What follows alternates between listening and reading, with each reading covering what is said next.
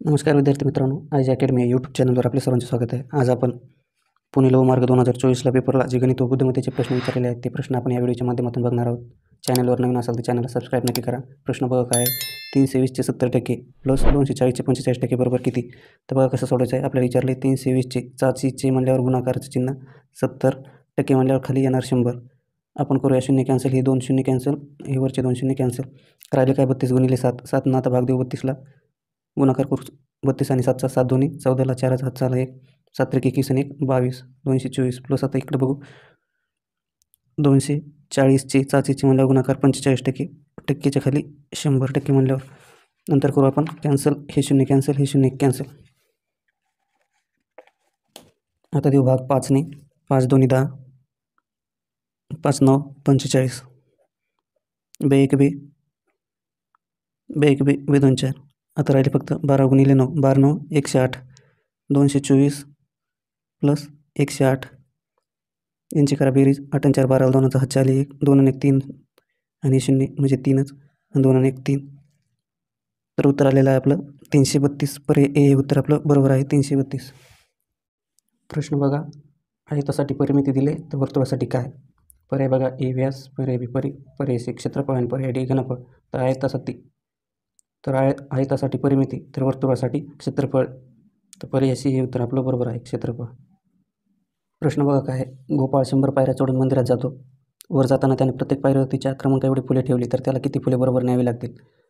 तर 100 पायऱ्या चढून गेले म्हणजे तो पहिल्या पायरीवर गेला 1 फूल, दुसऱ्या पायरीवर गेला 2 फूल, तिसऱ्या पायरीवर गेले 3 फूल, असं गेल्यावर 100 पायऱ्या चढून गेल्यावर त्याला किती फुले बरोबर न्यावी लागतील प्रश्न विचारला. याच्यासाठी एक सूत्र आहे बघा, n+1 / 2.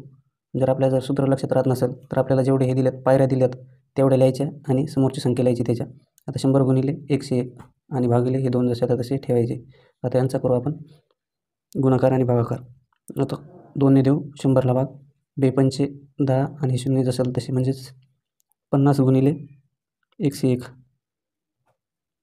आता द्या भाग, 50 1 50ला 0चा हात चाला 5, 50 0 0 हे 5 जसं तसे, 50 1 50. तर उत्तर आहे आपलं 5050. पर्याय सी हे उत्तर आपलं बरोबर आहे. प्रश्न बघा, रेल्वे तिकिटाचे दर 20% वाढवले, पुन्हा काही महिन्यानंतर ते 10% वाढवले, तर मूळ भाड्यात किती टक्क्यांनी वाढ झाली? तर पहिल्यांदा होते आपण समजा 100 होते, नंतर आपल्याला 20% वाढले म्हणजे 20% काढायचे आहेत. तर काढून घेऊया, नंतर वाढ कळेल आपल्याला कितीने. 20% वाढले म्हणजे किती होणार आहे? तर हे 2 शून्य कट झाले, हे 0 कट झाले, 10 2 20 आणि पहिले किती होते आपले 100, म्हणजे आता किती झाले 120 रुपये तिकीट झाली. 20% वाढल्या, 20%ने वाढले. नंतर आता काही महिन्यानंतर 10% वाढवले, आता 120चे पुन्हा 10% काढू आपण. तर हा 2 शून्य गेले म्हणजेच 120चे 10% 12 येणार आपले. तर 120 + 12 बरोबर आहे 132. आणि आपली मूळ होती हे झाले 132, मूळ आपली 100 म्हणजे टक्क्यात आपल्याला किती टक्क्यांनी वाढ झाली? तर यांची वजाबाकी केल्या 32 येते, तर आपली 32% वाढ झाली आहे. पर्याय डी हे उत्तर आपलं बरोबर आहे. प्रश्न बघा, दुकानदाराकडे एकाच प्रकारच्या 15 20 व 25 बाटल्या मावतील असे खोके आहेत, तर कोणत्याही प्रकारचे खोके पूर्णपणे बाटल्याने भरण्यासाठी कमीत कमी किती बाटल्या लागतील? तर आपल्याला कमीत कमी विचारले म्हणजे या संख्येचा आपल्याला काढावं लागणार लसावी. 15 20 आणि 25चा काढू लसावी. भाग देऊ 5ने, 5 त्रिक 15, 5 चोक 20, 5 5 25. आता याच्यानंतर भाग जात नाही म्हणजे आपण यांचा करू गुणाकार. राहिलेली संख्या 5 3 4 आणि 5चा, 5 गुणिले 4 गुणिले 3 गुणिले 5, 5 चोक 20, 20 त्रिक 60 आणि 60 गुणिले 5 बरोबर आहे 300.